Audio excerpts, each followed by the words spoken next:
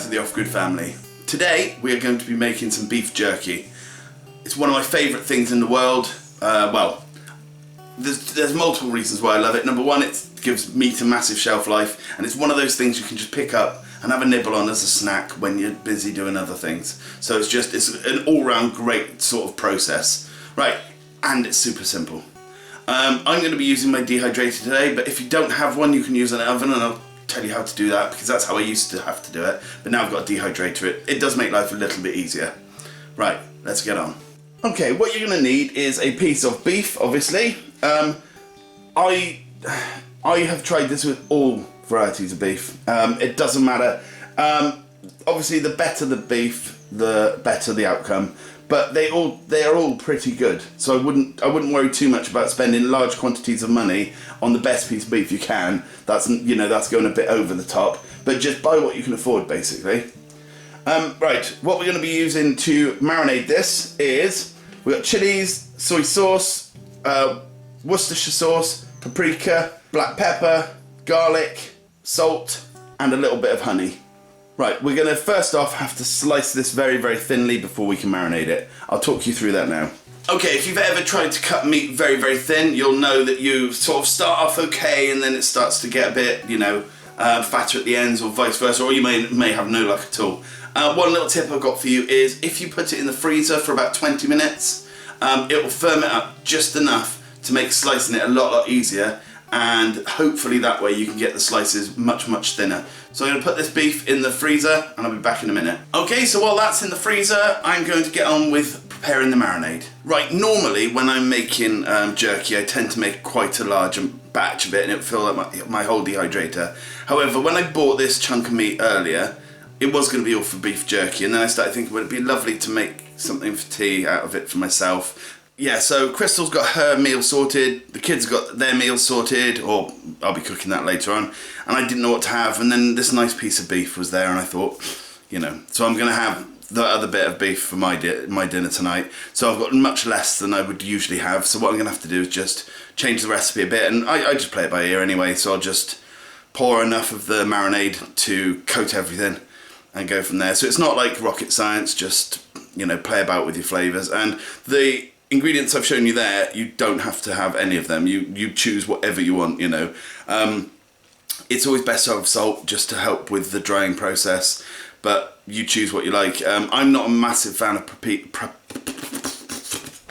paprika, so I don't add a lot, but I know some people who literally, their ingredients is virtually pink because they add so much, So anyway, let's get on and make this marinade.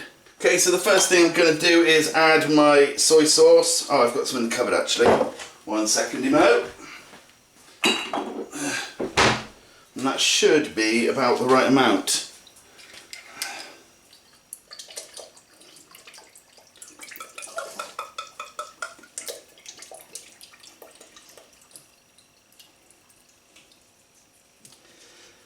You basically just want enough to coat all the meat.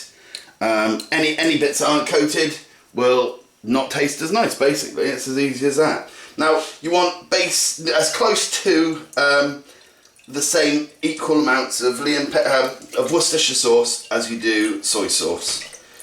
So, it's about right. Yeah, it's about right. Now, if you've never had it, have this on cheese on toast. Absolutely amazing. And what I tend to do is I put it on as the cheese is melting, so it oozes into the cheese. Right.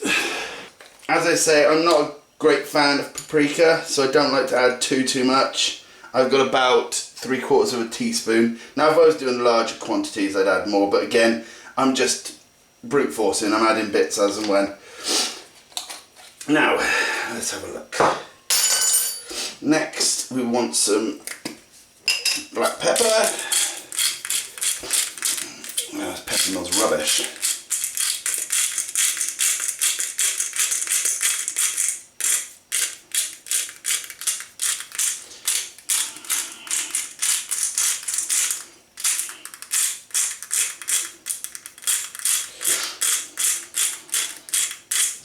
Again, you can use white pepper, black pepper. You don't even have to use pepper. It's a really forgiving little recipe. Okay, I'm going to add a little bit of salt. Now, a little bit of a cheat on my part, but I actually have this chicken and steak concoction. I bought it the other day, and basically it's got all of the stuff that I've got left. It's got the chilies and the garlic and various other bits and bobs in it.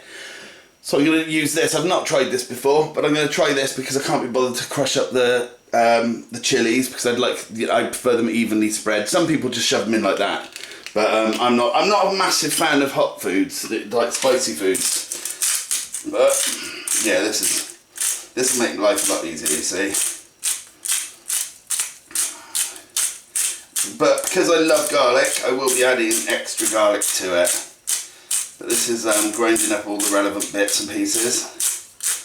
One thing you can do is once you've done it all, give it a whisk and give it a little taste, and you can sort of get the idea of what it will taste like. And you can add stuff as and when you need to, you know, if it's a little bit not enough salt or not enough pepper, whatever. There you go.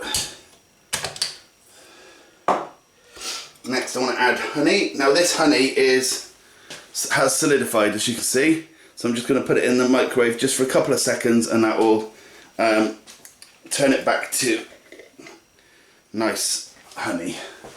Okay, in goes the honey. It's going to make it super duper sweet, but it's all good. Happy days. Right now is a case of whisking it all up.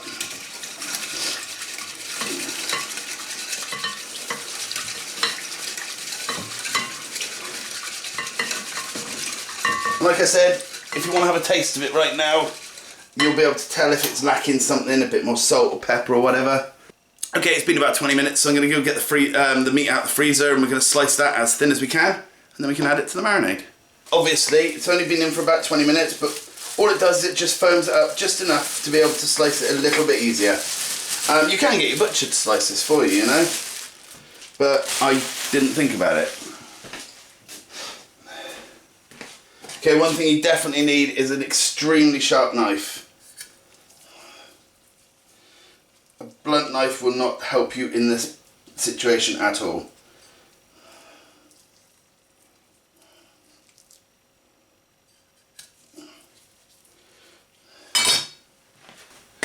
Now when cutting slices, you want to cut against the grain rather than along it. So let's get cutting. Now I don't know how well I'm going to do with this, to be honest. Again though, it doesn't have to be super amazing, just thin, because the thinner it is, the quicker the drying time.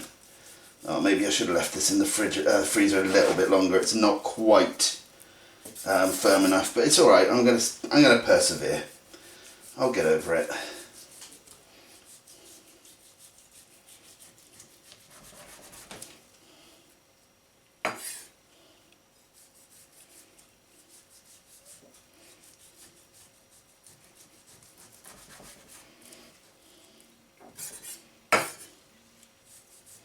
With this sort of thing, just take your time.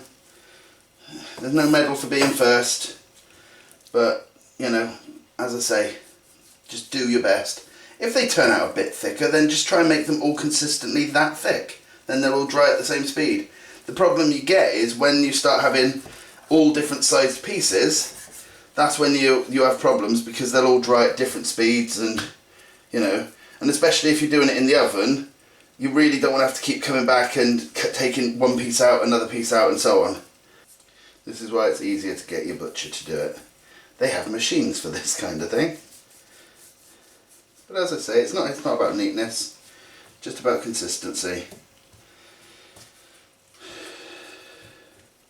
One thing, if you do have a dehydrator, and you do find that a lot of your pieces are inconsistent, either in thickness or in size, then you can put them in different places on the actual dehydrator.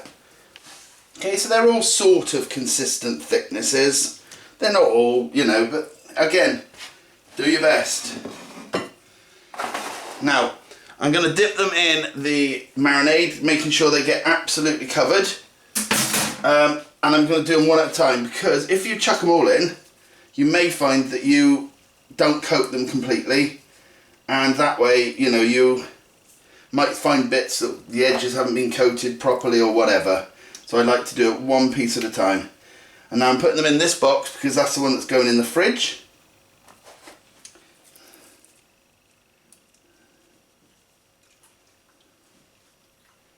And then what I'm going to do, once I've coated them all, I'm going to tip the rest of the marinade in and move them around so it does get underneath them and so on. Gotta say, this marinade smells lovely. I might use that chicken and steak mix again. I was just using it out of laziness this time.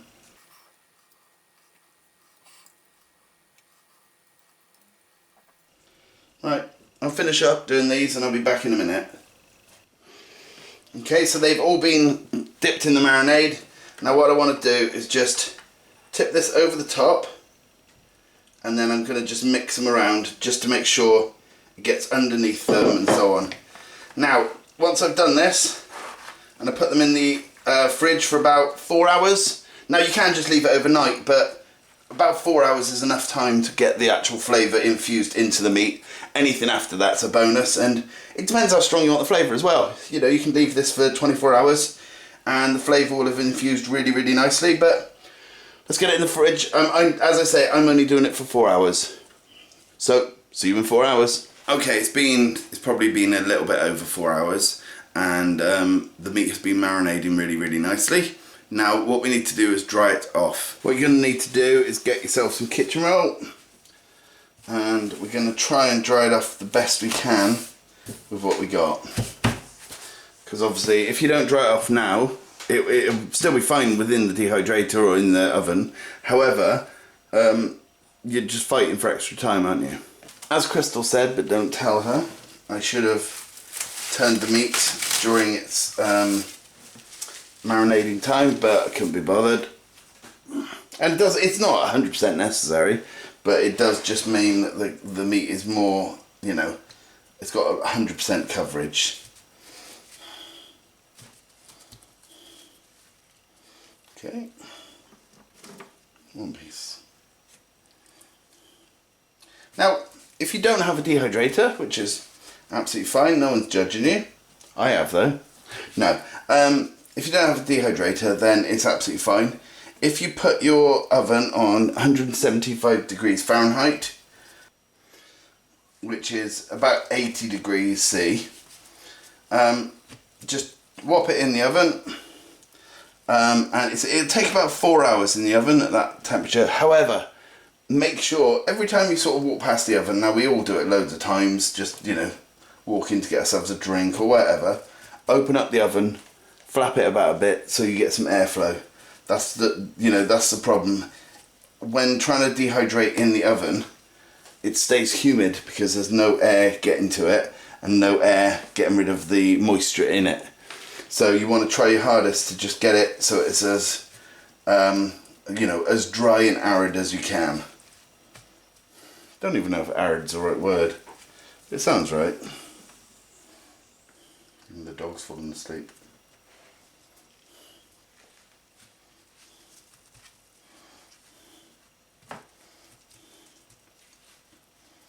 Chris, sweetheart. I'll go to it in a sec. Hang on. Could you stand up a second? I need you to get me some more tissue.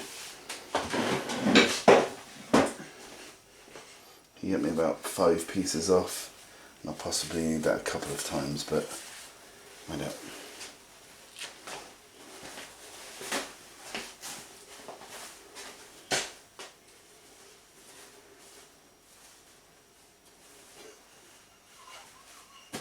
You're shit, aren't you?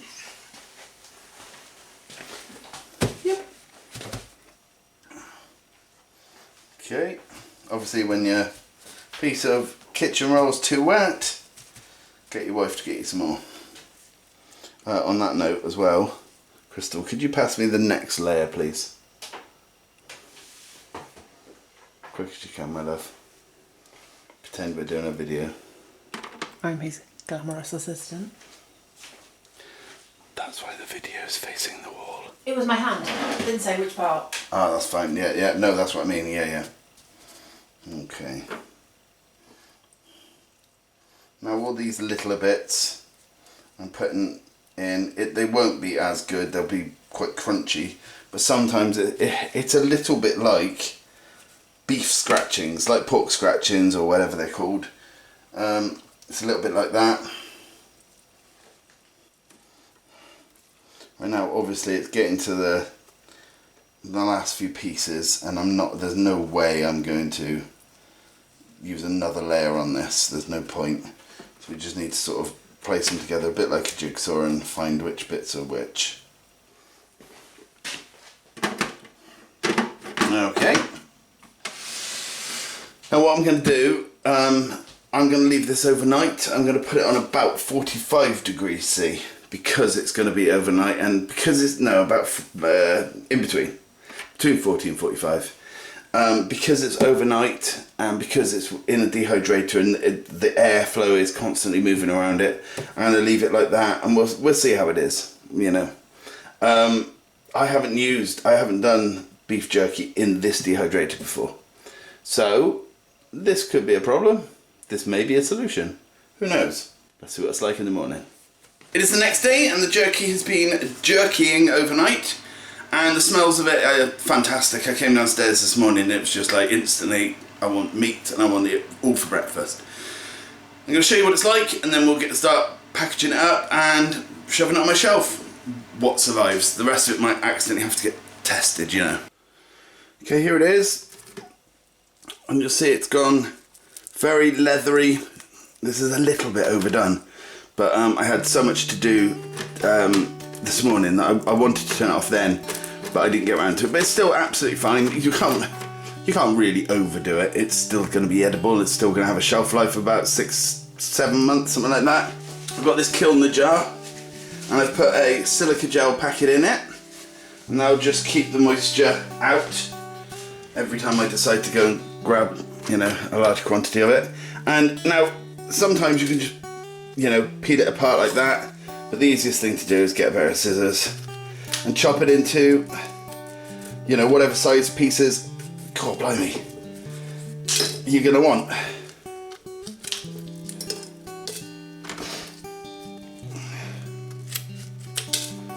It smells amazing.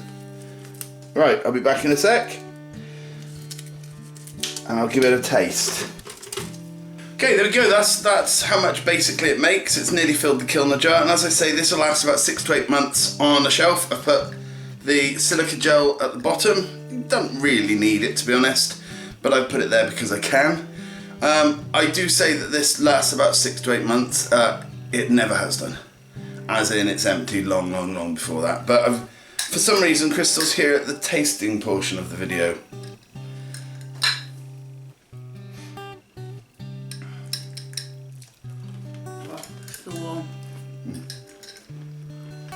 It's got a nice little kick to it, hasn't it? So Really nice. I'm gonna hide this. What do you think? Nice. That's the only piece you're allowed, unfortunately, because insert excuse here. Right. Thanks for watching. I'll see you again soon. Bye.